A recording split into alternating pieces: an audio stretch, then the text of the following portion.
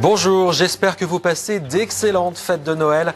Bienvenue dans ce 12-13 en Champagne-Ardenne. Au sommaire de l'actualité, ce cadeau de mauvais goût pour les étudiants de la région partis faire une année à l'étranger. L'État diminue leur bourse. Ce Marnais étudiant en Écosse vient de l'apprendre alors qu'il est rentré en France pour les fêtes. 400 € mensuels sont en jeu quand même. Et on commence donc avec ce nouveau coup dur du côté des campus. Après le versement retardé des allocations pour les boursiers de la région, c'est maintenant l'argent destiné aux étudiants Erasmus, ceux qui étudient à l'étranger, qui est menacé.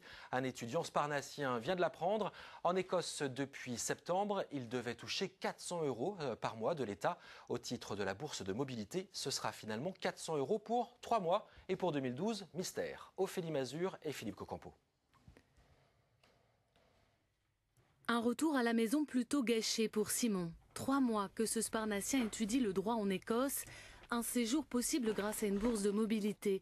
Comme tous les autres étudiants boursiers partis à l'étranger, il bénéficie de 400 € d'aide par mois. Mais la mauvaise nouvelle est arrivée dans ce courrier. L'aide de l'État ne sera pas versée pour le trimestre écoulé. Ça représente même pas le loyer parce que je suis dans une des villes les plus chères d'Angleterre.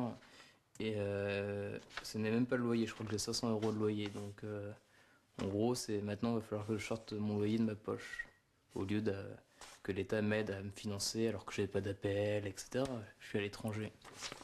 Pour Simon, c'est donc 1200 € qui s'envolent et aucune garantie pour la suite. Le sparnacien n'est pas un étudiant tout à fait comme les autres. Il milite au front de gauche de Jean-Luc Mélenchon. Pour lui, cette suspension de l'aide aux étudiants étrangers est symptomatique des contradictions du gouvernement. On nous explique qu'on parle mal anglais, que ça coûte très cher au commerce de la France. Et donc, nous, les jeunes, on s'est engagés à y remédier à ces situations qui pénalisent le pays. Et malgré tout, on nous donne le signe inverse en nous abandonnant à l'étranger.